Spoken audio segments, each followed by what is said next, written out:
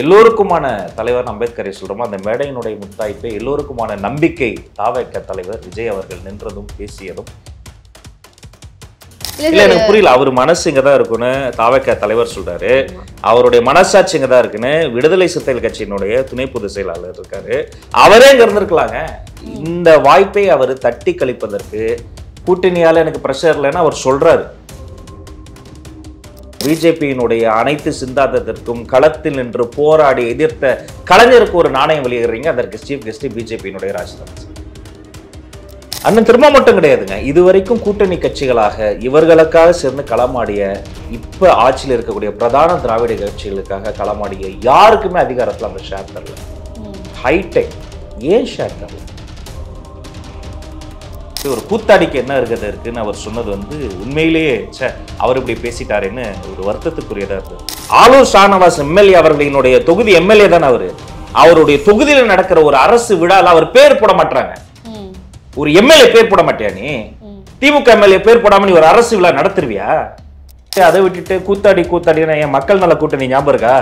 அது முதலமைச்சர் வேட்பாளர் விஜயகாந்த் அவர்கள், அவர் கூத்தாடி இல்லையா? அதிமுக ஜெயலலிதா அம்மா மரியாதையா நடத்தினாங்க, அவர் தானே சொல்றாரு. அந்த அம்மா கூத்தாடி இல்லையா?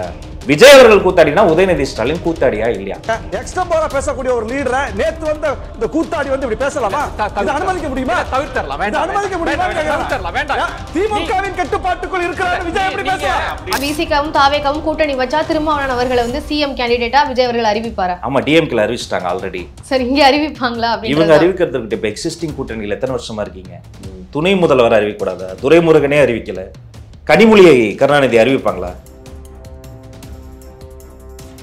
ஒன்றிய அரசு இதை பண்ணணும். மணிப்பூர் என்ன இந்தியால தானே இருக்கு, மணிப்பூருக்கு ஏன் நீங்க போகல? அதை பத்தி கேரே பண்ணிக்கல. இப்படி ஒரு அரசாங்கம் சென்ட்ரல் இருந்து ஆளுது, இதெல்லாம் அவர் தானே பேசினாரு.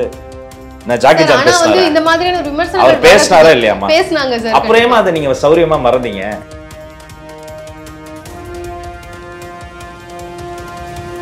பிறப்பால் அவமானங்களை சந்தித்த மனிதர்கள் மட்டுமே அதை புரிந்து கொள்ள முடியும்னு நினைக்கிறேன். சாரி. Okay sir.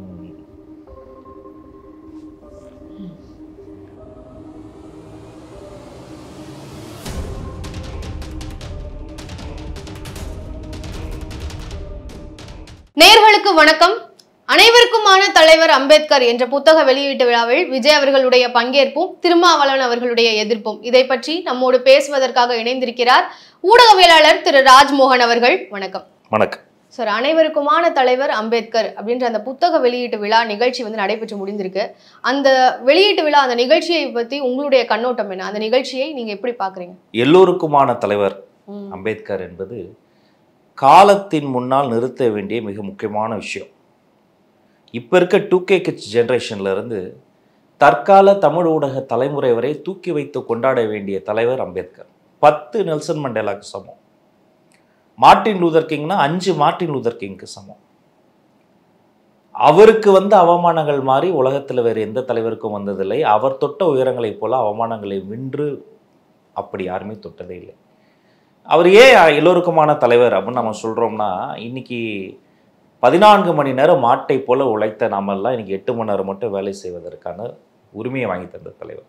பெண்கள் மகப்பேறு காலத்தில் சம்பளத்தோடு கூடிய விடுமுறையை இந்தியாவில் சாத்தியப்படுத்தி உங்களுக்கு அந்த உரிமையை வாங்கி கொடுத்த தலைவர். சுரங்க தொழிலாளிகளுக்கு கூட சுதந்திரம் கிடைக்கணும்னு தலைவர். நம்ம நிகழ்ச்சியிலே அறிவு சொன்னதை போல மாடு மேய்த்தவர்களின் மகன்களை மந்திரிகளாக, ஆடு மேய்த்தவர்களின் மகன்கள் அதிகாரிகள் ஆவதற்கான அதிகாரத்தை நோக்கி நகருங்கள் என்று சுட்டி காட்டி அதை சுதந்திர இந்தியாவில் சட்டமாக்கிய தலைவர். அவரை ஒரு சாதி தலைவராக இல்லாமல் எல்லோருக்குமான தலைவராக நிலைநிறுத்தியதால இது மிகப்பெரிய விழா, பிரம்மாண்டமான விழா. அதில் அந்த மேடையே இதுவரை யாரும் பார்த்திராத ஒரு மேடை. அது நீதிபதி சந்துரு, அவர் ஆதவ அர்ஜுனா, இந்த பக்கம் விகடனுடைய நிர்வாக ஆசிரியர், அந்த பக்கம் அம்பேத்கர் அவர்கள் என்னுடைய பேரன். உச்சகட்டமாய் எப்படி எல்லோருக்குமான தலைவர் அம்பேத்கரை சொல்றோமோ அந்த மேடையினுடைய முத்தாய்ப்பை எல்லோருக்குமான நம்பிக்கை தாவேக தலைவர் விஜய் அவர்கள் நின்றதும் பேசியதும் வரலாற்று சிறப்புமிக்க விழாவா நான் பார்க்கிறேன். சார், அது தாவேக்காவுடைய ஒரு பொதுக்கூட்டம் மாதிரி அந்த நிகழ்ச்சி மாறிடுச்சு அப்படின்ற மாதிரியான விமர்சனங்கள் வந்துகிட்டே இருக்கு. ஸோ அதை பற்றி நீங்க என்ன நினைக்கிறீங்க? அது பர்பஸா பண்ணது இல்லைன்னு நினைக்கிறேன். அது கோயிங் வித் தி ஃப்ளோ தான். நிறைய பேருக்கு அது சர்ப்ரைஸா இருக்கும். ஏன்னா இதுவரை கேட்காத கேள்விகளை எல்லாம் ஒருத்தர் கேட்கிற போது, இதுவரை கூறப்படாத விஷயங்களை எல்லாம் ஒருத்தர் கூறுகிற போது, அப்படி அந்த அதிர்ச்சியில என்ன செய்யறதுன்னு தெரியாம கண்டது விழுங்கி பித்தம் தெளியுமா அவன் பார்க்குற மாதிரி எல்லாரும் இது வந்து இதை சிறுமைப்படுத்துவதற்காக, இந்த பிரம்மாண்டத்தை சிறுமைப்படுத்துவதற்காக வீசப்படுற ஒரு பொலிட்டிக்கல் விமர்சனமாக தான் பார்க்குறேன். இது நிச்சயமாக ஒரு அரசியல் பொதுக்கூட்டம் அல்ல. அவங்க நினைச்சா எப்படி வேணா பொதுக்கூட்டம் பண்ணலாமே, அதுக்கு எதற்கு இப்படி ஒரு அறிவார்ந்த மேடை எதற்கு கூடணும்?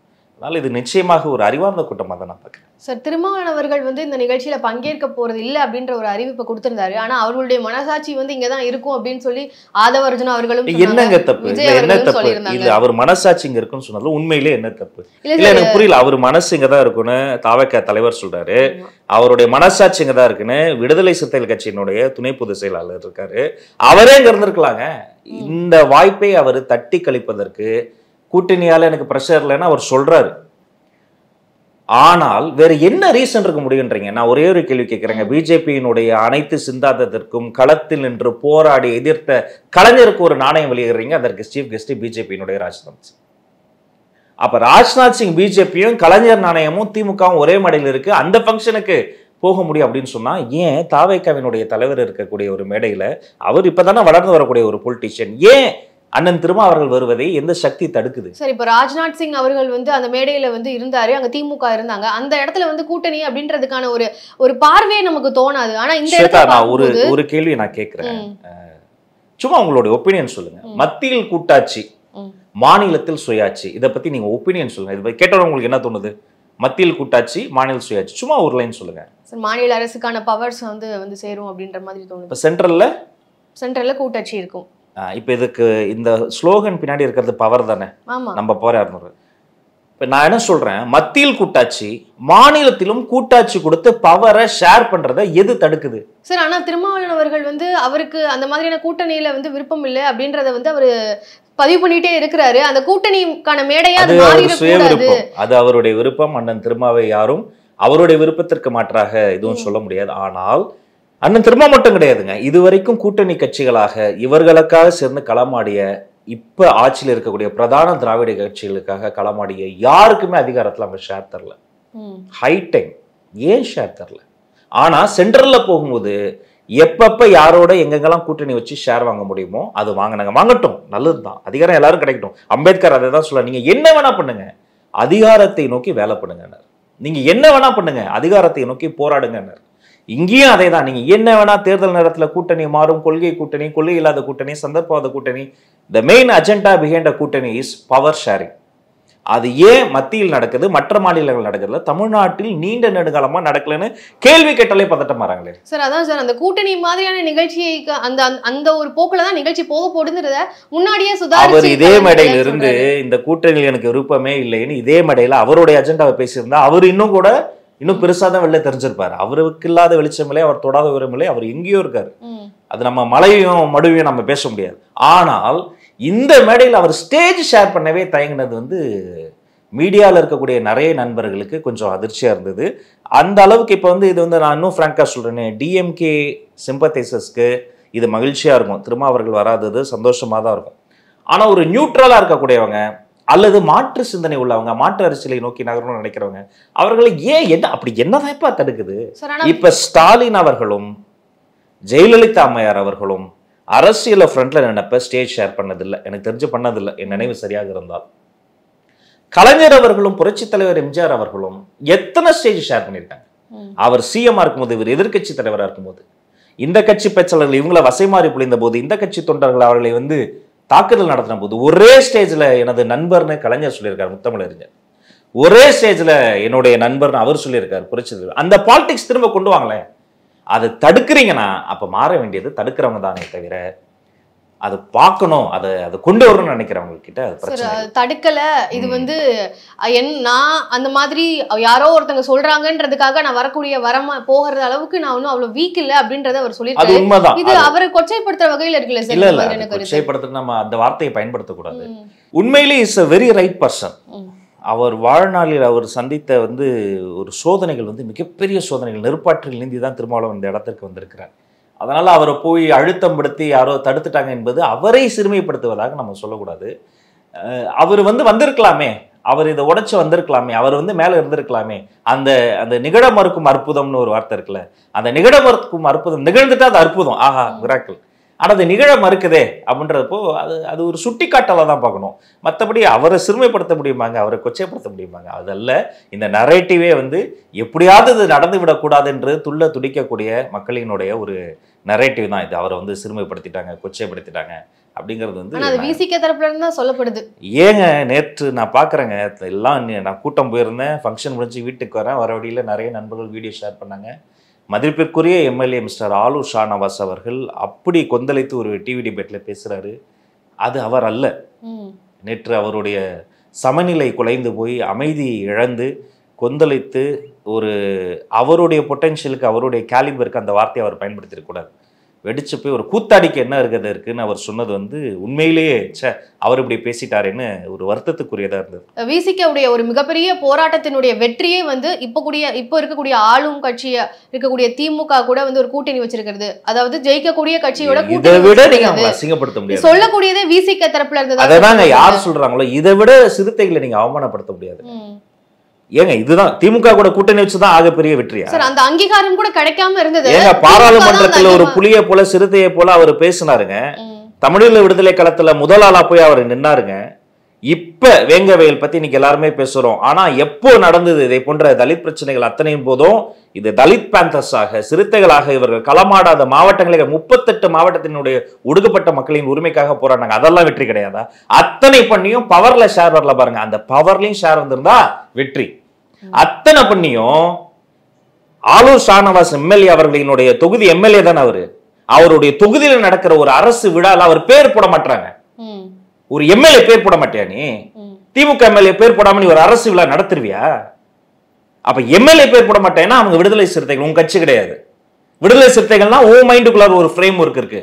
இப்ப அந்த இடத்துல பேர் போட சொல்லி யாரு சொல்லி இருக்கணும்? நீங்க சொல்லுங்க, யார் சொல்லி இருக்கணும்? என் பேரை போடுங்கன்னு என் பேரை போடுங்கன்னு ஷானவாஸ் கேட்கணுமா? நீ சொல்லிருக்கணும், ஏன்பா பேர் போடல, இன்னொரு ஃபங்க்ஷன் நடத்து, அவர் பேரை போட்டு இன்னொரு ஃபங்க்ஷன் நடத்துன்னு சொல்ல வேண்டிய இடத்துல அவங்க ஏன் சொல்லல? அப்ப திராவிட முன்னேற்ற கழகத்திற்கு எல்லோரும் அப்படியே எதிரி அப்படி கிடையாதுங்க. இது ஒரு மாநிலத்தில் ஒரு மாதிரியாக, ஒவ்வொரு மாவட்டத்தில் வேறு மாதிரியாக, ஒவ்வொரு தொகுதியில் வேறு வேறு மாதிரியாக இதன் உள்ளே நீக்கமற நிறைய மனிதர்கள் தப்பாக தவறாக பண்ணையார்த்தனம் செய்து கொண்டிருக்கிறார்கள். சாதிய பிரச்சனை உள்ள நிறைய இருக்கு. அதெல்லாம் களைய வேண்டிய பொறுப்பு வெளியில இருந்து நாம என்ன ஊடகவியலாளர் நாமளா செய்யணும்? அது மேல இருந்து ஒரு மாடிப்படியை கிளீன் பண்ணணும்னா மேல இருந்து சுத்தப்படுத்திக்கிட்டே தான் வரணும். அப்பதான் அந்த குப்பையை சுத்தப்படுத்த முடியும். கீழே இருந்து கூட்டிகிட்டே போக முடியாது. அப்ப மேல இருந்து ஹைரார்க்கியா புரோட்டோகாலா இதை அவங்க இது வந்து சின்ன விஷயம் கிடையாது. இது ஒரு மிகப்பெரிய இஷ்யூ எடுத்து நீங்க எப்படி அப்படி பண்ணுவீங்கன்னு சொல்லி அதை பண்ணி அது பண்ணியிருந்தா அது மிகப்பெரிய வெற்றி. அதை உட்காட்டு அதை விட்டுட்டு கூத்தாடினா என் மக்கள் நல கூட்டணி ஞாபகம் இருக்கா? அது முதலமைச்சர் வேட்பாளர் விஜயகாந்த் அவர்கள், அவர் கூத்தாடி இல்லையா? அதிமுக ஜெயலலிதா அம்மா மரியாதையா நடத்தினாங்க, அவர் தானே சொல்றாரு அந்த அம்மா கூத்தாடி இல்லையா? முத்தமிழறிஞர் கலைஞர் அவர்கள் தமிழ் சினிமாவில் பராசக்தியில் அம்பாள் என்றைக்கடா பேசியிருக்கிறாள் என்ன அவர் பேசினாரு. அவருடைய வீட்டில் இருந்து வந்த மாண்புமிகு தமிழ்நாடு முதலமைச்சர் ஸ்டாலின் அவர்கள், அவர் படத்துல நடிக்கலையா, நாடகத்துல நடிக்கலையா? இவர் கூத்தாடினா, விஜய் அவர்கள் கூத்தாடினா உதயநிதி ஸ்டாலின் கூத்தாடியா இல்லையா? எனக்கு இப்பெல்லாம் இது ஒரு விதண்டாவாதம் தான். இது என்னுடைய இதுவே கிடையாது. பட் நான் என்ன சொல்றேன்னா, இதை போன்று அவர் அமைதி இழந்து சமநிலை இழந்தெல்லாம் அவர் பேசக்கூடாது. அவர் அந்த நேரத்தில் ஏதோ ஒரு அவுட் ஆஃப் எமோஷன்ஸ்ல அவர் சொல்லியிருக்கிறாரு. உண்மையிலேயே இதுல அவர்கள் இவ்வளவு டென்ஷன் ஆகிறதுக்கு பதிலாக கொஞ்சம் சிந்திக்க வேண்டும். இது அவங்க உட்கட்சி பிரச்சனையா இருக்கலாம், ஆதவர்ஜனாக்கும் அவங்களுக்கு என்ன, அது அவங்க பேசிக்கிட்டோம், அவங்க நடவடிக்கை எடுப்பாங்க, அது டிஃபரன்ஸ் சீன். ஆனா அம்பேத்கரை குறித்து தமிழ்நாட்டில் சமீபத்தில் நடந்த ஆகப்பெரிய விழா இது. இதை புறக்கணித்தது வரலாற்று படை. சார், அப்போ ஒருவேளை உண்மையாவே விசிகாவும் தாவேகாவும் கூட்டணி வச்சா திருமாவளவன் அவர்களை சிஎம் கேண்டிடேட்டா விஜய் அவர்கள் அறிவிப்பாரா? ஆமா, டிஎம்கேல அறிவிச்சிட்டாங்க ஆல்ரெடி. சார், இங்க அறிவிப்பாங்களா? இவங்க அறிவிக்கிறதுக்கு இப்ப எக்ஸிஸ்டிங் கூட்டணியில் எத்தனை வருஷமா இருக்கீங்க? துணை முதல்வர் அறிவிக்கூடாதா? துரைமுருகனே அறிவிக்கல, கனிமொழியை கருணாநிதி அறிவிப்பாங்களா? என்னம்மா என்னன்றீங்க? அறிவிச்சிருவாங்களா? அறிவிக்கல. துணை முதல்வர் வரலாறு முழுக்க இதே தாங்க. வரலாறு முழுக்க வஞ்சிக்கப்பட்ட ஒரு சமூகம் தான் ஒடுக்கப்பட்ட சமூகம். ஒரு லைன்ல நேற்று எனக்கு ரொம்ப பிடிச்சது என்னன்னா, ஆதவர்ஜன் அவர்கள் சொன்னதுல பிறப்பால ஒருத்தர் முதலமைச்சர் முடிவு செய்யப்படக்கூடாது. இது எல்லாருக்கும் பொருந்தும். தாவேகா கட்சிக்குள்ளேயும் பொருந்தும், திமுகவுக்கும் பொருந்தும், விடுதலை சிறுத்தைகளுக்கும் பொருந்தும். அவ்வளவு சார். அதனால தாவேகா அறிவிப்பாங்க அப்படின்னு நினைக்கிறீங்களா சார்? அவங்க அறிவிக்கலாம், அறிவிக்காமல் போகலாம். ஆனால் திமுகவில் அறிவிப்பதற்கான எந்த வாய்ப்பும் இல்லை, இதுவரையிலும் இல்லை. கண்ணு கெட்டிய தூரம் வரைக்கும் பிறப்பால் ஒரு முதலமைச்சர் வேட்பாளர் வரலாமே தவிர துணை முதலமைச்சர் அந்த அந்த வார்த்தைக்கு பக்கத்தில் கூட போக முடியாது என்பது ஒரு. சார், இப்போ வேங்கை வயல் பத்தி சொன்னீங்க. இப்ப வேங்கை வயல் நடந்த போது திருமாவளவர்கள் வந்து களத்துல இறங்கி அந்த மக்களுக்காக அவ்வளவு தூரம் போராட்டம் எல்லாம் ஈடுபட்டாரு. ஆனா அப்போ வந்து விஜய் அவர்கள் வந்து எந்த ஒரு வாய்ஸ் அவுட்டும் பண்ணல. ஆனா இப்போ அந்த மக்களுக்கு வந்து அங்கீகாரம் வந்து கொடுத்தாரு. அதை வந்து ஆதவ அர்ஜுனா அவர்கள் வந்து இன்சிஸ்ட் பண்றாரு, நீங்க கண்டிப்பா அந்த இடத்துக்கு போகணும், நீங்க பண்ணீங்கன்னா அந்த இடத்துக்கான ஆக்ஷன்ஸ் வந்து எடுக்கப்படும் ஆதவ அர்ஜுனா இன்சிஸ்ட் பண்றாங்க. இன்சிஸ்ட் பண்ணி தான் விஜய் அவர்களுக்கு அது தெரியணுமா, களத்துக்கு போக மாட்டாருன்றதான் அவருக்கு மேல வைக்கக்கூடிய ஒரு பெரிய ஒரு விமர்சனமா இருக்கு. நானுமே அதை சொல்றேன், அவர் களத்துக்கு வரணும், இன்னும் ஃபீல்டுக்கு நிறைய வரணும், நிறைய பார்க்கணும். இப்போ சமீபத்தில் இப்போ நம்ம ஃபெஞ்சல் புயலில் வந்து வராமல் விட்டார். அது அவர் வராமல் விட்டதே உன்னதம். ஏன்னா நான் இந்த இடத்துல பாலிடிக்ஸே பேசலைங்க, நான் கிரவுண்ட் ரியாலிட்டி சொல்கிறேன். அந்த இடத்துல சாதாரண மனிதனாலே அப்போ போக முடியாத சூழ்நிலை இருந்தது. அண்டர் எஸ்டிமேட் பண்ணிட்டாங்க அதிகாரிகள். இவர் வந்துட்டார்னா பயனாளர்கள் வந்து பார்ப்பதை விட பார்வையாளர்கள் வந்து நிறைய பார்த்துருவாங்க. இப்போ மிஸ்டர் இபிஎஸும் மிஸ்டர் ஸ்டாலினோ மிஸ்டர் அண்ணாமலையோ வந்தாங்கன்னா ஒரு 500 பேர் கூடுவாங்கன்னா இவர் வந்தால் எத்தனை பேர் கூடுவாங்கங்கிறது அப்போ இருக்கக்கூடிய அந்த ஒரு சூழ்நிலையில் நம்மளால் கணக்கிடவே முடியாது. கொலாட்ரல் டேமேஜ் நடக்கும். புஷ்பா 2 படம் பார்க்க போய் ஒரு அம்மா கூட்ட நெரிசலில் ஸ்டாம்பேட்ல இறந்துருச்சு. ஸோ தன் மீது கெட்ட பேர் வந்தாலும் பரவாயில்ல, கெட்ட பழி வந்தாலும் பரவாயில்லன்னு இவர் வராமல் அவர்களை இங்கே வர வைத்து பார்த்தது வந்து உண்மையிலேயே வரவேற்கத்தக்கது. பட் இன் ஃபியூச்சர் அவர் கண்டிப்பாக வருவார். அவர் வராமல் அது அந்த கலநலம் அவருக்கு தெரியாதா என்ன? அவருக்கும் கண்டிப்பாக தெரியும். அவர் இன்னும் வர வேண்டும், வேங்கை வயலுக்கும் அவர் வர வேண்டும். அதே போல சம்பவம் நடந்து 2 வருஷம் ஆச்சு, முதலமைச்சர் கொஞ்சம் வர வேண்டும், அவரும் வந்தார்னா நம்ம மகிழ்ச்சியார். சரி, இப்போ இந்த கொஸ்டின் வந்து ஒரு கிளாரிட்டிக்காக தான் கேட்குறேன். கூத்தாடி அப்படின்றத வந்து சொல்றாங்க அப்படின்றத நீங்க சொல்லியிருந்தீங்க. இப்போ விஜய் அவர்கள் வந்து நிறைய படங்கள்ல வந்து நடிச்சிருந்தாங்க. இப்போ எம்ஜிஆர் அவர்களுடைய படத்துல எல்லாம் பார்க்கும்போது மக்களுக்கான கொண்டு போய் சேர்க்க வேண்டிய கருத்துக்களை படத்துல வந்து காமிச்சிருந்தாங்க. நான் அதுக்காக விஜய் அவர்கள் வந்து தண்ணி அடிக்கிற மாதிரி சீன் வைக்கிறாருன்றதெல்லாம் சொல்ல வரல. பட் ஆனா அந்த வாரிசு படம்ன்றது வந்து இல்லை சார். அது வந்து படம் ஃபுல்லாவே வந்து கலர்ஃபுல்லா காமிச்சிருந்தாங்க, எல்லாமே நல்லா இருந்தது. ஆனா அவருடைய அண்ணன் பொண்ணை வந்து கடத்திட்டு போகும்போது மட்டும் அந்த இடம் வந்து ஒரு மாதிரி டார்க்கா, கெலோக்கியல் லாங்குவேஜ் பேசுறவங்க, ஒரு இன்டைரக்ட்லி தலித்தை தான் சொல்ல வராங்களோ அப்படின்ற மாதிரி தான் அந்த இடம் இருந்தது. ஸோ அந்த மாதிரியான சீன்ஸ் எல்லாம் விஜய் அவர்கள் நினைச்சிருந்தா தவிர்த்திருக்கலாமே. தலித் பாலிடிக்ஸை முன்னிறுத்துறவர் அந்த மாதிரியான சீன்ஸ் எல்லாம் ஏன் நடிக்கணும் அப்படின்ற ஒரு கேள்வி இருக்கு இல்லையா? இல்லை, இந்த இடத்த பொறுத்த வரைக்கும் அந்த இயக்குனர், அந்த தயாரிப்பு நிறுவனம் மட்டும் கிடையாது, யாருமே இது இன்டென்ஷனலாக பண்ணியிருக்க வாய்ப்பு இல்லை. ஆனால் பண்ணக்கூடாது. இந்த ஒரு படம் கிடையாதுங்க. இது வரைக்கும் தமிழ் சினிமாவில் கெட்டவனா இப்படிதான் இருப்பான், கருப்பா இருக்கான் வந்து வில்லனா இருப்பான், வெள்ளையா இருப்பான், இது பண்ணுவான். அதெல்லாம் மாறணும். இது வந்து அப்பார்ட் ஃப்ரம் பாலிடிக்ஸ், இது வந்து இண்டஸ்ட்ரி ஸ்டாண்டர்ட்ஸ் ஆகவே இதெல்லாம் இந்த எல்லா எலிமெண்ட்ஸுமே மாறணும். நீண்ட நெடுங்காலமாக அதற்கான முன்னெடுப்புகள்லாம் நிறைய நிகழ்ந்தது. பட் அதை தாண்டி ஒரு ஸ்டேஜில் போய் அதை நின்றோம். சினிமாங்கிற பெருவணிகத்தில் நீங்கள் வந்து 100 கோடி போட்டு 200 கோடி எடுக்கிற இடத்துல அவர்கள் வந்து சோ கால்டு இந்த ஃபார்முலாக்குள்ள போகும்போது அதெல்லாம் இனிவரும் காலங்கள் அதெல்லாம் மாறணும் அப்படின்னு நான் எதிர்பார்க்கிறேன். தவிர்த்திருக்கலாம் அப்படின்னு நினைக்கிறீங்களா? இல்லை, இப்போ நீங்கள் சொன்ன பிறகுதான் எனக்கும் தெரியுது அது தவிர்த்திருக்கலாம் தான். ஆனால் அது இன்டென்ஷனலாக செய்யப்பட்டிருக்கக்கூடிய அளவிற்கு அது இல்லை. இன்னும் சொல்லப்போனால் மிஸ்டர் உதயநிதி ஸ்டாலின் கூட அந்த 7ஆம் அறிவு படத்தில் அது ஒரு இடத்துல அவரே கூட சுட்டி காமிச்சிருந்தாரு. அந்த ஸ்ருதிஹாசன் அந்த ஒரு டிஸ்கஷன் போகிற இடத்துல இதெல்லாம் பேசுவாங்க. அப்போ அந்த இடங்கள்லாம் பேசுகிற போது அந்த இடத்துல அது எனக்கு தப்பாகவே தெரியலை. அதுக்கு பிறகு இன்னொருத்தவங்க சுட்டி காமிச்ச பிறகு அந்த இடத்த வந்து நீக்கணும். அப்புறம் தான் தெரிஞ்சது அது தப்பு அப்படின்னு. ஸோ அது எல்லாமே நம்ம வந்து ஃபர்ஸ்ட் பார்க்குற பொழுது ஒரு பொது புத்தியில் இதுதான் சினிமாவாக பார்க்கணும், இந்த சீன் இப்படி இருந்தால் தான் மாசுன்னு சொல்லிட்டு சுற்றி இருக்கக்கூடியவங்கலாம் அப்படி வைக்கிறாங்க. இனி அதெல்லாமே மாறணும். எப்படி வந்து ஒரு ரஞ்சித் அவர்களின் வருகைக்கு பிறகு, மாரி செல்வராஜ் வருகைக்கு பிறகு, வெற்றிமாறனின் வருகைக்கு பிறகு இதெல்லாம் கொஞ்சம் மாற ஆரம்பித்திருக்கிறது. அது பத்தாது, கொஞ்சம் கொஞ்சமாக தான் துளிர் வருகிறது. இன்னும் நிறைய மாறணும், அக்ராஸ் இந்தியா மாறும். ஓகே சார், அதே மாதிரி அந்த நிகழ்ச்சியில வந்து ஊழலை ஒழிக்கணும் அப்படின்றதான் வந்து மாநாட்டிலையும் சரி இப்பவும் சரி சொல்லியிருக்கிறாங்க. ஆதவ அர்ஜுனா அவர்களுமே பதிவு பண்ணியிருந்தாங்க. ஊழல்னு சொல்லி மாநில அரசுடைய ஊழலை மட்டுமே பேசுறாங்க, மத்தியில ஆளுகின்ற பாஜகவுடைய ஊழலை பத்தி பேச மாட்டாங்க. ஸோ அதுதான் வந்து அவங்கள சங்கி அப்படின்ற மாதிரி சொல்றதுக்கான காரணமா இருக்குதோ. ஏன்னா மத்தியில ஆளுகின்ற அரசு, நாங்க மாநில கட்சி தான் அப்படின்னு சொன்னாலுமே மத்தியில ஆளுகின்ற அரசியலுக்கு வராத போது, இந்த வசைமாரியில் நனையாத போது, எத்தனை பேர் கல்லடி வீசுகிற போது, இதையெல்லாம் பார்க்காத போது, பல ஆண்டுகள் முன்பே நீட் என்ற பெருங்குடுமையில் செத்துப்போன தங்கை அனிதாவினுடைய சகோதரர் மணிரத்னம் அவர்கள் நடு இரவில் தன்னந்தனியனாக இருசக்கர வாகனத்தில் போய் அவர் வீட்டில் நின்று அவர்களோடு தோளோடு தோள் கொடுத்து தலைவராக அல்ல, நிவாரணம் வழங்குவராக அல்ல, மற்றும் ஒரு சகோதரனாக பார்த்த மனிதரின் பெயர் விஜய். தூத்துக்குடி துப்பாக்கிச் சூட்டில் அத்தனை பெண்கள் சுடப்பட்டு தங்கை ஸ்னோலின் வாய் வெடித்து செதறி இறந்த போது, அந்த ஊரே ரணகலமாக போர்க்களமாக மாறிய போது, முகத்தில் ஒரு கர்ச்சிஃபை கட்டிக்கிட்டு இதே மாதிரி பைக்கில் போயிட்டு நடுராத்திரி அவங்க வீட்டுக்கு போயிட்டு அவங்க கூட தரையில் அமர்ந்து உங்களோட நான் நிற்கிறேன்னு சொல்லி இன்று வரை அதற்காக நின்னவர், நீட்டுக்கு எதிராக பேசுகிறவர் தலைவர் விஜய். இதெல்லாம் செய்கிற போது யோசிச்சு பாருங்க, ஒரு கூட்டம் வச்சு அவங்களுக்கு பொன்னாடை பொத்தி அவங்களுக்கு கையில் இது பண்ணி அவங்கள கட்டி பிடிச்சி இப்படிலாம் பண்ணி ஃபோட்டோ எடுத்து போட்டா ஒரு பிஆராக கேட்குறேன், அது ஒரு பெரிய மைலேஜ் தானே. அவர் அதை விரும்பக்கூடிய மனிதர் அல்ல. அவர் ஃப்ரம் தி ஹார்ட் பேசக்கூடியவர். அவர் ஏதோ ஒரு மாற்றம் வரணும்னு ஒரு நல்ல இன்டென்ஷனோடு இருக்கக்கூடியவர். எப்போ எந்த மேடையில் எந்தெந்த வாய்ப்பு கிடைக்கிறதோ அப்போதெல்லாம் மத்திய அரசை, ஒன்றிய அரசை விமர்சித்திருக்கிறார். நேற்றைய தினம் பேசிய பேச்சில் ஒன்றிய அரசிற்கு அவர் கோரிக்கை, எச்சரிக்கை செய்தி சொல்லியிருக்கிறார். நீங்க அந்த பேச்சை ஒரு வாட்டி நல்லா பாருங்க. ஆனா அதை விட ஏன் தெரியுமா மாநில கட்சியை பத்தி பேச உங்களுக்கு பெருசா தெரியுது? இத்தனை நாளா யாரும் பேசல, ஐயோ இவங்களாம் பேசுறாங்களே அப்படின்ற ஒரு எண்ணத்தை உங்களுக்கு பெருசா தெரியுது. ரெண்டும் கொள்கை எதிரி, அரசியல் எதிரின்னு பேசுற துணிச்சல் இந்த இளம் தலைவருக்கு தான் இருக்குன்னு விகட நிறுவன ஆசிரியர் சொன்னார். அது உங்க கண்ணுக்கு தெரியல. ஒன்றிய அரசு இதை பண்ணணும். மணிப்பூர் என்ன இந்தியால தானே இருக்கு, மணிப்பூருக்கு ஏன் நீங்க போகல, அதை பத்தி கேரே பண்ணிக்கல. இப்படி ஒரு அரசாங்கம் சென்ட்ரல் இருந்து ஆளுது. இதெல்லாம் அவர் தானே பேசினாரு. அப்புறமா அதை நீங்க சௌரியமா மறந்தீங்க சார். நான் என்ன கேக்குறேன்னா, இந்த மாதிரியான ஒரு கருத்துக்கள் வர்றதுக்கு இடம் வகுக்கிறதே வந்து தாவேக்காதான் அப்படின்ற மாதிரி தானே பார்க்க முடியும். ஏன்னா அதிமுக பத்தி பேச மாட்டாங்க, பாஜக பத்தி பேச மாட்டாங்கன்ற தொடர்ந்து கருத்துக்கள் வந்துட்டே இருக்கு இல்லையா? ஆட்சியில் இல்லாதவர்களை குறை சொல்வது ஒரு பொலிட்டிக்கல் எஸ்கேப். ஆட்சியில் இருக்கிறவர்களை குறை சொல்வது நேரடியான விமர்சனம், துணிச்சலான விமர்சனம். பொலிட்டிக்கல் எஸ்கேப் பண்றது ரொம்ப ஈஸி. காஸ்ட் பாலிடிக்ஸ் பண்றவங்க அதை பண்ணுவாங்க.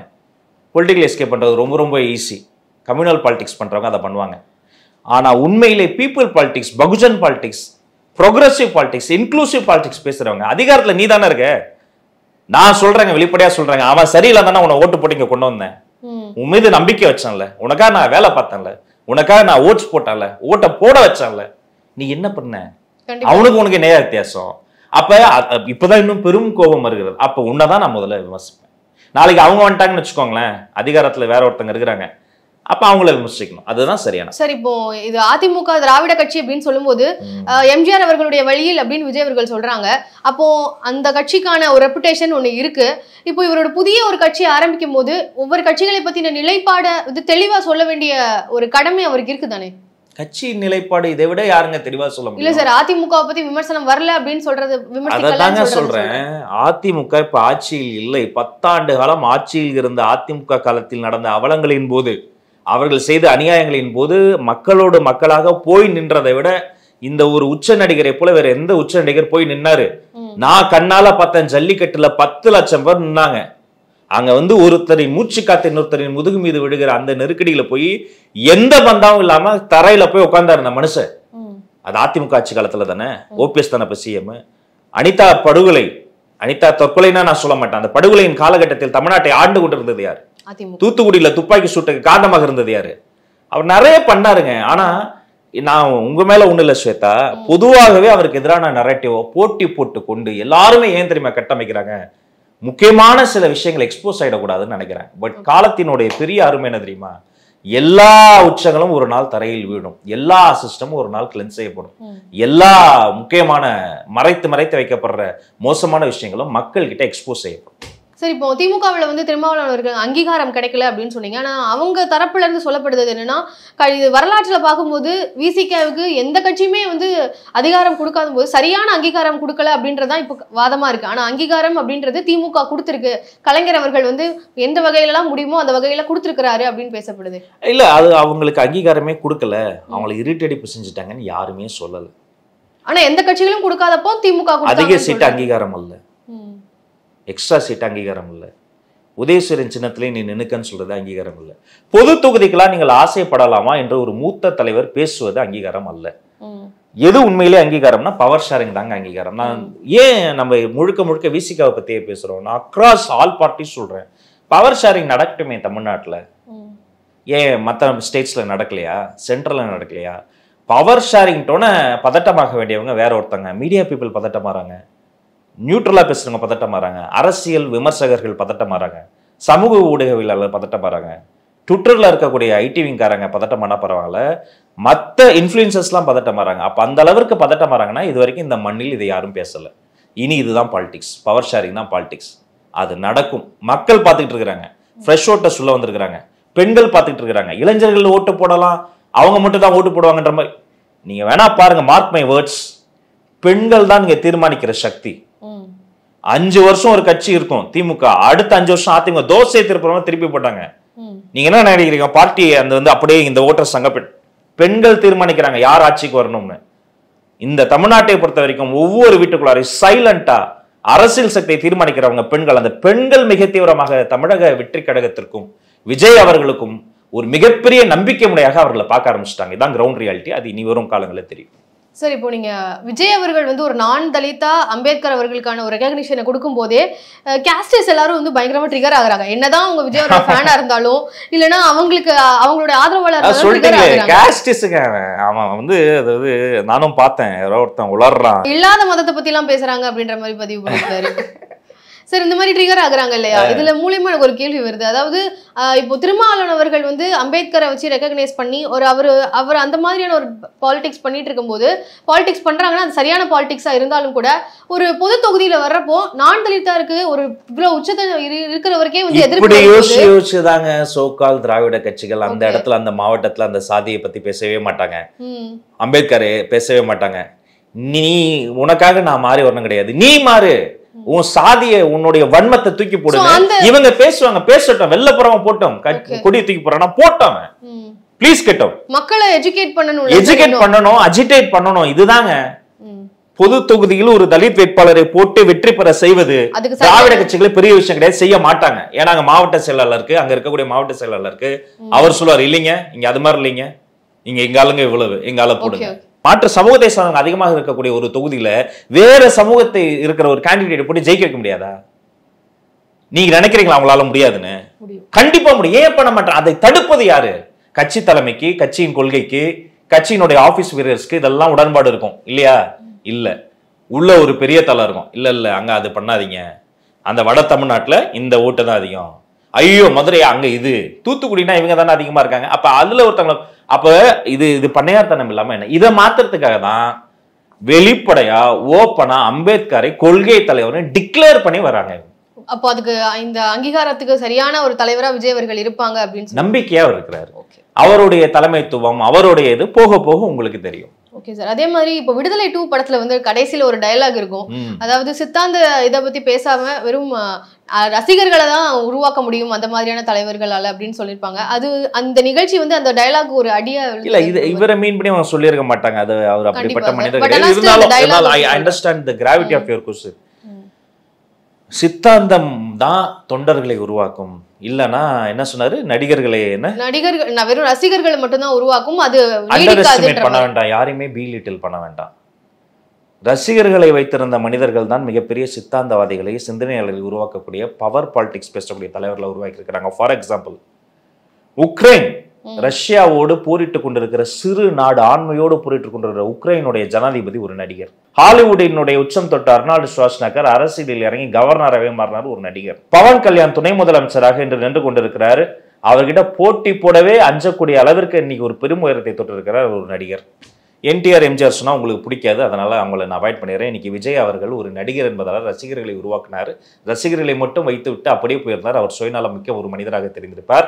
ரசிகர்களை தொண்டர்களாக மாற்றியிருக்கிறார், தொண்டர்களை தலைவர்களாக மாற்றியிருக்கிறார், தலைவர்கள் தோழர்களாக மாறி நிற்கிறார்கள், ஒவ்வொருத்தரும் தலைமைத்துவத்தோடு நிற்கிறார்கள், கற்றுக்கொள்ளும் ஆர்வத்தோடு இருக்கிறார்கள், களத்தில் நிற்கிறார்கள், பெண்களோடு புதிய வாக்காளர்களோடு நிற்கிறார்கள். இந்த வாக்கு அரசியல் எதிர்வரும் காலத்தில் வெற்றியை கொடுக்கும் என்ற நம்பிக்கையோடு நிற்கிறார்கள். Wait and sea. சார், அறிவு அவர்கள் வந்து அந்த இடத்துல வந்து ஒரு பாடல் பாடிட்டு கடைசியில் அம்பேத்கர் அவருடைய சிலையை வந்து விஜய் அவர்கள் கிட்ட வந்து கொடுத்திருப்பாரு. சூப்பரா இருந்தது. நான் அப்படியே பின்னாடி தான் இருந்தேன், எல்லாருமே சர்ப்ரைஸ் ஆயிட்டோம். அதாவது என்னது, அது அரசியல்லாம் தாண்டி அறிவு என்பவர் வெறும் பாடல் மட்டும் பாடினதை தான் லைவ்ல காமிச்சாங்கன்னு நினைக்கிறேன். இடையிடையே அவர் பேசின செய்திகள் சிரித்து கொண்டே அழுது கொண்டே அந்த மாதிரி இப்ப சொல்லும் போதே எனக்கு லேசா அழுகை முட்டிக்கிட்டு வருது. அவர் முக்கியமான ஒரு செய்தி சொன்னார். அம்பேத்கர் அவர்களினுடைய அஸ்தி இருக்கு, இது அவருடைய இறந்த பிறகு அந்த பக்கமா போகக்கூடிய பெண்கள் வந்து போய் அந்த அஸ்தியோடு பேசுவாங்களாம், புலம்புவாங்களாம், நாங்க இவ்வளவு அவமானம் எல்லாம் பட்டோம் அப்படின்ட்டு. அப்படி பல செய்திகள் வந்து அந்த மனுஷன் சொல்றான். அப்புறம் அந்த அம்பேத்கர் சிலையை கொண்டு வந்து வச்சு அந்த அம்பேத்கர் சிலையை கொண்டு வந்து விஜய் அவர்களின் கைகளில் கொடுத்து அது ஒரு சிம்பிளா நான் பாக்குறேன். அது நல்லா இருந்தது, கியூட்டா இருந்தது. அது வாழ்நாள் முழுக்க பிறப்பால் அவமானங்களை சந்தித்த மனிதர்கள் மட்டுமே அதை வந்து புரிந்து கொள்ள முடியும்னு நினைக்கிறேன். சாரி. ஓகே, போலாம். ஆதவ் அர்ஜுனா அவர்கள் வந்து பேசும்போது அது வந்து ஒரு வாய்ஸ் ஆஃப் காமன்ஸ் உடைய ரெப்ரசன்டேட்டிவா தான் அந்த இடத்துல பேசினாரு. விசிகே உடைய துணை பொதுச் செயலாளரா அவர் பேசல அப்படின்னு சொல்லி திருமாவளவர்களே சொன்னாங்க. இந்த ஒரு இதை எப்படி பாக்குறீங்க? உட்கட்சி பிரச்சனை தான். ஆனா ஆதவ் அர்ஜுனாவுக்கு அது மட்டும் கிடையாது. அவர் வந்து ஒரு பெரிய ஸ்போர்ட்ஸ்மேன். இதே விகடன் மடியில் நம்பிக்கை விருதுகளை 7 ஆண்டு காலமா நான் தொகுத்து வழங்குற போது பல முறை அங்க வந்து அவர் நின்று இருக்காரு, உட்கார்ந்து இருக்கிறாரு, எத்தனையோ குழந்தைகள் அடாப்ட் பண்ணியிருக்கிறாரு. மெயினா ஐநோ, அதாவது இது நான் அவருக்கு இந்த மேடைக்காக இந்த பேட்டிக்காக நான் சொல்ல, ஐநோ ஹாஸ்டல்ஸ் உள்ளார ஸ்போர்ட்ஸ் பிளேயர்ஸ் இருக்கக்கூடிய அந்த இடத்துக்குள்ளார இருந்த கேஸ்ட் பாலிடிக்ஸ் அகைன்ஸ்டா ஒரு வேலையை பார்த்து நிறைய பேர் மேலே கொண்டு வந்தார். கிரிக்கெட் மட்டும் தான் நம்ம வெளில பேசுவோம், ஒரு குறிப்பிட்ட கமிட்டி மட்டும் தான் மேலே வர முடியும்னு. நிறைய ஸ்போர்ட்ஸ்ல அதுதான் நிலைமை. நிறைய ஸ்போர்ட்ஸ் அகாடமியில உச்சத்துல இருக்கிறவங்க நீ இதுதானடா, நீ இந்த கேஸ்ட் தானடான்னு சொல்லி அந்த ஒரு வார்த்தையை அவங்களை வந்து சுற்றும். அதுக்கப்புறம் ஸ்போர்ட்ஸ்ல வந்து ஃபோக்கஸ் பண்ண முடியாது. அதுக்கு எதிராக களமாடிய ஒரு மனிதர். அண்ட் அஃப்கோர்ஸ் வாய்ஸ் ஆஃப் காமன்ஸ்லேயே வந்து ஒரு மிகப்பெரிய மனிதர். இந்த விழாவிற்காக ஓராண்டு காலம் எஃபர்ட் போட்டு திக்கெட்டும் திசைட்டும் இருந்து எல்லாத்தையும் கொண்டு வந்தார். ஸோ அவர் ஒரு துணை பொதுச் செயலாளராக அவர் கலந்து கொள்ளவில்லை. அவர் வாய்ஸ் ஆஃப் காமன்ஸ் சார்பாக தான் கலந்துக்கிட்டார். பேசும்போது கூட அவர் அண்ணன் திருமா அவர்களை பற்றி பெருமையாக தான் பேசினாரு. விடுதலை சிறுத்தைகள் கட்சியினுடைய தோழர்களுக்கெல்லாம் அவர் வணக்கம் வச்சு தான் பேசினாரு. நிகழ்ச்சியில் அந்த மக்களினுடைய ரியாக்ஷன் இருக்கலாம். அதை பார்க்கிற பொழுதும் விடுதலை சிறுத்தைகளிலிருந்தும் நிறைய தொண்டர்கள் வந்திருந்ததை வந்து என்னால் உணர முடிந்தது. வெளில இருந்து பார்க்கும்போது அது ஒரு பொலிட்டிக்கல் இதுவா மட்டும் தான் தெரியும், இவர் இந்த கட்சியில அந்த கட்சிக்கு போறாருன்னு. அதையெல்லாம் தாண்டி எல்லாரையும் வீழ்த்த ஈர்ப்பு விசை ஒருத்தர் அம்பேத்கருங்க. நீங்க ஒரு இடத்துக்கு போறீங்க, உங்களை அவமானப்படுத்திடுறாங்க ஸ்வேதா, திரும்ப அந்த இடத்துக்கு போக மாட்டீங்க. ஆனா ஒரு சின்ன பையன் ஸ்கூலுக்கு போறான், நீ இந்த ஸ்கூலுக்கே வரக்கூடாது, உட்காந்தா தீட்டுன்னு துரத்தி விட்டுறாங்க. அடுத்த நாள் அதே பள்ளிக்கூடத்திற்கு ஒரு கையில் புத்தக போய் ஒரு கையில் சாக்கு போய் எடுத்துக்கொண்டு போய் நான் சாக்கு போய் போட்டு கூட உட்காந்துக்கிறேன், தண்ணி குடிக்க மாட்டேன், முழு ஸ்கூல்னு ஃபுல்லா படிச்சு அத்தனை டிகிரி வாங்கி பின்பு இதே நிலைமை மாத்தணும்னு ஒரு சட்டத்தை போட்டு அதை இம்ப்ளிமெண்ட் பண்ணி இன்னைக்கு எங்கெல்லாம் சட்டம் நீதி பரிபாலனம் செய்யப்படுகிறதோ அங்கெல்லாம் புகைப்படத்தில் கோட்டு போட்டு டை கட்டி கண்ணாடி போட்டு சிரித்துக் கொண்டிருக்கிறானே மாமனிதன் புரட்சியாளர் அண்ணல் அம்பேத்கர். அவரினுடைய ஒரு மிகப்பெரிய ஒரு கனவு தெரியுமா? இந்த சாதிய படிநிலைகள் உடையணும், அதிகார பகிர்வு நடக்கணும், பெண்களுக்கு உரிமை நிலைநாட்டப்படணும், தலித்துகள் மேல வரணும், இந்த சாதியின் பேரால் யாரையுமே வஞ்சிக்கப்படக்கூடாது. அது இல்லைன்னா அந்த சுதந்திரத்துக்கு அர்த்தமே கிடையாது. அந்த ஒரு பெரும் பயணத்துல ஒவ்வொரு சக்தியா ஒவ்வொருத்தரா முன்ன வராங்க. அதுல ஒருத்தரா தான் நான் ஆதவ் அர்ஜுனாவை பார்க்கிறேன், அதில் ஒருவராக தான் இந்த விகடன் குடும்பத்தை நான் பார்க்கிறேன், அதில் ஒருவராக தான் நான் நீதிபதி சந்துருவை பார்க்கிறேன். அந்த பெரும் கூட்டத்தில் தன்னையும் இணைத்துக் கொண்டு தன் பின்னால் இருக்கிற பெரும் கூட்டத்தை ஒரு சிறந்த சிந்தனை சித்தாந்தத்தை நோக்கி இழுத்து செல்லக்கூடிய நம்பிக்கை நட்சத்திரமாக தமிழக வெற்றிக் கழகத்தினுடைய தலைவரை நான் பார்க்கிறேன், ரசிக்கிறேன். ஓகே சார், அதே மாதிரி இன்னொரு கேள்வி, திருமாவளவன் அவர்களுடைய ஒரு இமேஜா நின்றுதான் வந்து ஆதவ் அர்ஜுனா அவர்கள் பேசுறாங்க. இவங்க என்ன பேசணும்னு நினைக்கிறாங்களோ அதை அவர் சொல்லி அங்க பேசுறாரு அப்படின்ற மாதிரி இப்ப சொல்றாங்க. இது நல்லா இருக்கு, இது நல்லா இருக்கு. எனக்கு அப்படி தெரியலைங்க. பட் இப்ப வந்து சரி, இதுக்கு நான் இப்படி சொல்றேன், திருமாவளவன் சொல்லி ஆதவ் அர்ஜுனா நீங்க இப்படி பேசுங்க, நான் வெளியில எதிர்க்கிற மாதிரி எதிர்க்கிறேன், நீங்க மேடையில பேசுங்கிற மாதிரி பேசுங்கன்னு சொல்லியிருந்தா இப்படி டக் ஆஃப் வார் போகாது. இவ்வளோ எதிர்ப்பை விசிகேவினுடைய கேடர்ஸ் இது எக்ஸிபிட் பண்ண மாட்டாங்க. இத்தனை காரசாரமான வார்த்தைகள் வந்து பரிமாறப்பட மாட்டாது. பட் ஒரு விஷயம் என்னன்னா, திருமாவளவனுடைய பெருந்தன்மை வேற எந்த கட்சியிலும் இல்லாத ஒரு மிகப்பெரிய டெமோக்ரஸி விசிகேல பாருங்க. அவர் துணை பொதுச் செயலாளர், ஆனா அவர் வந்து அந்த இடத்துல நம்ம கட்சி சார்பா போல அவர் எஃபர்ட்ஸ் போட்டார், அவர் பண்ணட்டும் விடுறாரு. இவர் தலைவர், அவர் தலைவராக இருந்தா கூட அவர் இந்த மேடையில் இருந்திருக்கணும் என்ற தன்னுடைய ஆதங்கத்தை வெளிப்படையாக இவர் துணை பொதுச் செயலாளர் வந்து அதை பதிவு பண்றாரு. ஸோ இதை வந்து பொலிட்டிக்கல் பார்ட்டிஸ் வந்து இதை வந்து வெறுமனே சீப் கேம்ஸா பார்க்க கூடாது. அந்த கட்சியில இந்த கட்சிக்கு வந்துட்டாரு, இந்த கட்சியில அந்த கட்சி வந்துட்டாரு, அதை டெமோக்ரஸியா தான் பார்க்கணும். இந்த டெமோக்ரஸி எல்லா பார்ட்டிலையும் வரணும், மற்ற கட்சியிலையும் வரணும், ஒரே மேடையில் மாற்று சிந்தனை கொண்டவர்கள் வரணும். இந்த மேடையில் அவர் அண்ணன் வந்து திருமணம் வராமல் விட்டது வந்து ஒரு பெரிய ஒரு நல்ல ஒரு நல்வாய்ப்பு. அது நடந்திருந்தால் அது வந்து ஒரு அற்புதமான ஒரு வரலாறாக பதிவு செய்யப்பட்டது. இந்த நிகழ்ச்சியுடைய வெற்றியா நீங்க எதை பார்க்குறீங்க? இந்த நிகழ்ச்சியினுடைய வெற்றி வந்து இது ஒரு பேசு பொருளாக மாறி இருக்கிறது. இது அடுத்த ஒரு மாசத்துக்கு மிகப்பெரிய ஒரு சலசலப்பை ஏற்படுத்தும். இனி வரும் காலங்களில் அம்பேத்கரை யாருமே நிராகரிக்க முடியாது. திட்டமிட்டு மறைக்கப்பட்டு இருட்டடிப்பு செய்யப்பட்ட பல பொலிட்டிக்கல் ஸ்டேஜஸ்ல அம்பேத்கரை அவர்கள் பேசித்தான் ஆக வேண்டும். நீங்க பாலிடிக்ஸ் பேசுகிற பொழுது அம்பேத்கரை நீக்கிவிட்டு அவரை மறைமுகமாக வைத்துக்கொண்டு, என்ன இந்த பெரிய பெரிய பவர்ல இருக்கவங்களாம் சொல்லுவாங்கல்ல, என்ன எஸ்சி தானே அப்படிம்பாங்கல்ல, அப்புறம் என்ன ஓசியா அப்படிலாம் அது மாதிரிலாம் பேசிக்கிட்டு இருந்த அந்த ஸ்டைல் மாறி, இல்ல மக்கள் எல்லாம் பார்த்துட்டு இருக்கிறாங்க, இன்க்ளூசிவ் பாலிடிக்ஸ் வேணும், எல்லாருக்கும் பவர் ஷேரிங் வேணும், ப்ராக்ரஸிவ் பாலிடிக்ஸ் வேணும், இதெல்லாம் நடக்கணும்னா பாலிடிக்ஸ்ல ஒரு மிகப்பெரிய மாற்றம் வேண்டும். ஆதவர்ஜன் அவர்களே சொன்னதை போல இந்த ஒரு விழா நடக்குதுன்றோன்னா போட்டி போட்டு எல்லா மந்திரியும் போய் மாலை போட்டாங்களா, அம்பேத்கரினுடைய புகழ சொல்றாங்களா? அட்லீஸ்ட் இப்படியாவது ஸ்டார்ட் பண்ணுங்க, அம்பேத்கரை வாசிங்க. கொள்கை தலைவர்னு இவங்க சொன்ன ஒவ்வொருத்தரினுடைய வாழ்நாளை டெடிகேட் பண்ணியிருக்கிறாங்க. அட்லீஸ்ட் இப்போவாது அவர்களை எடுத்து வச்சு நீங்கள்லாம் வாசிங்க. அவர்களினுடைய அருமை பெருமைகளை அடுத்த தலைமுறைக்கு சொல்லிக் கொடுங்க.